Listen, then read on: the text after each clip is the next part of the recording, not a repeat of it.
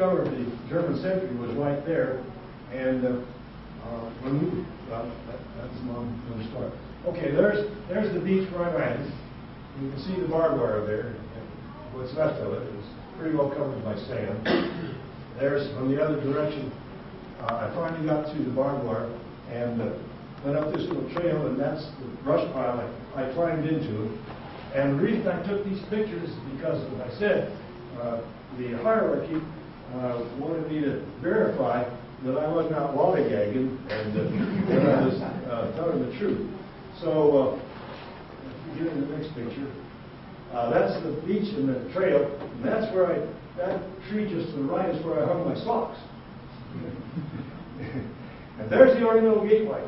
That day I took that picture, there was an MT standing out there, and I think that the farmhouse had been adopted by Clark and his group as their headquarters. Anyhow, it was well protected. This is the ditch that I climbed down and went north on in order to get away from that gateway and to get across the highway. Next picture. Yeah, there I am standing there. There's where I peeked around, and I nearly wet my pants. When you get that close to a guy wearing a rifle, you know that he'd shoot you if you saw it. It's kind of mind-boggling. Anyhow, I walked or crawled around the other side, and I don't think he'll never know how scared I was. Okay, next picture. There's the little bridge that I crossed over the canal, and these are landmarks. There's a big hole on the far end, and it wasn't there when I went across it, so it must have taken an artillery hit. Next picture. Now that's the outskirts of Chasena, the little buildings that I had to skirt around, and that was one of the fields I had to cross, where I had to wait till the moon got covered by clouds,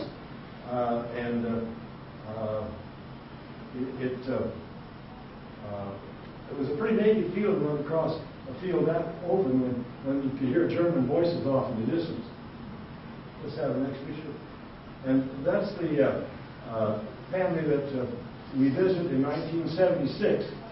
We went back as a part of a tour with my wife's brother-in-law and sister and a group they had.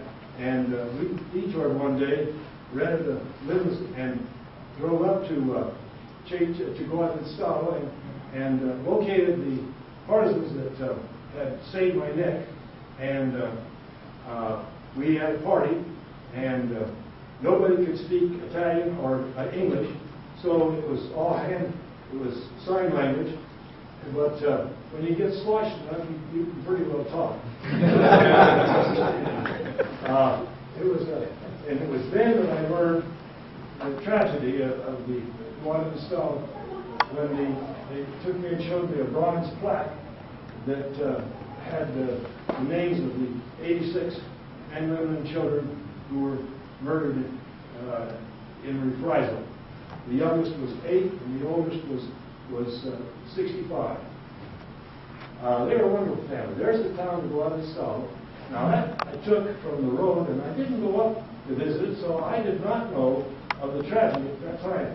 But as near as I can tell, the grotto was right in this area here where the mass burial took place, where they murdered them, and they were all buried.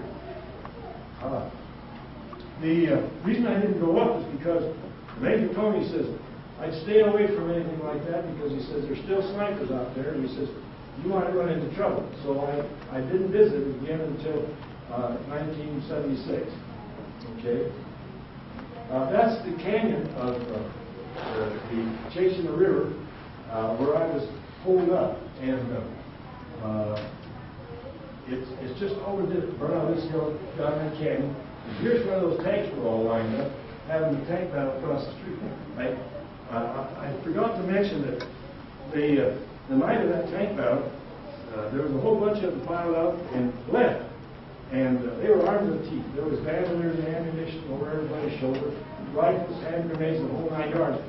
And all at once, that German tank that was on the hill firing south into our forces went silent.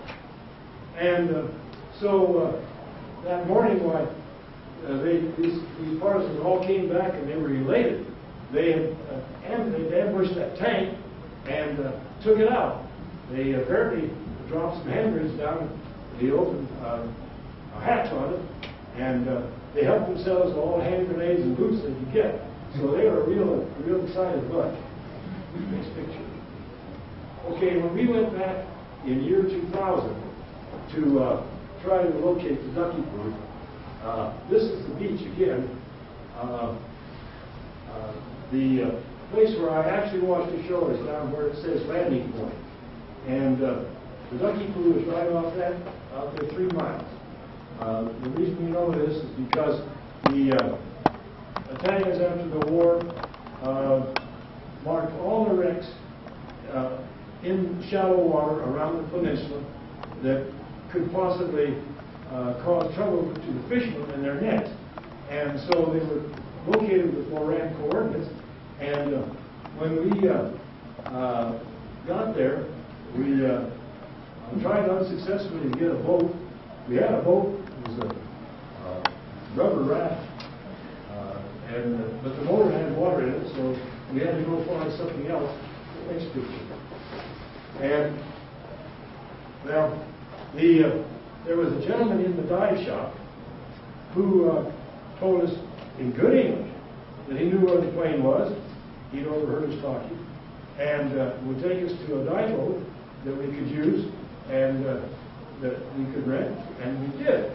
For $100 that day, we went out and we dove on the wreck, and it was our last day. We had to return to Rome the following day, so there'd been a hard storm, and the water clarity was terrible. It was visible. It was about 4 feet, and 116 feet down. It was covered by mud, and the fellows did not have tryouts. All they had was pure oxygen, which is deadly because if you are not careful at that depth, on your return to the surface, you'll get the bends. And one of them did. He was hurt when he got to the surface. But anyhow, that's the ornamental gate where I encountered the German sentry right around this corner here. And that's what it looked like in year 2000. It was another landmark which our host was using to locate my path in order to determine where the wreck was, and it was very influential. They were convinced that they were on the right track. Next picture. Now this is the road that I followed from the farmhouse. The farmhouse is right there. This is the ditch. It's all grown up now, but that ditch was pretty deep, and it offered a real good access to the highway, and I used it effectively. Next picture. And this is the farmhouse, and that's the owner. He finally opened up, and we had quite a visit. He's pointing out bullet holes in the building that were left there as a result of the combat that occurred around the building. But he didn't invite us in, so we went on our way. Next picture. And there's the dive boat captain was a jolly little fellow on the left. That's me in the middle, and that's our sponsor, Bill Peters. He lives in Baytown, Texas. And he and his brother were the ones that put this program together. Next picture. That was taken at the location of the wreck over the wreck site, and that's the time of water to sell.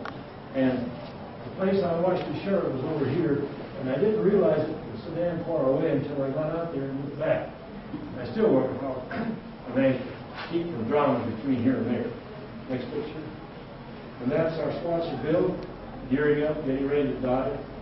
They were semi-pros in the diving. They'd done this before. They were wreck chasers, and they were done down leads on airplanes that were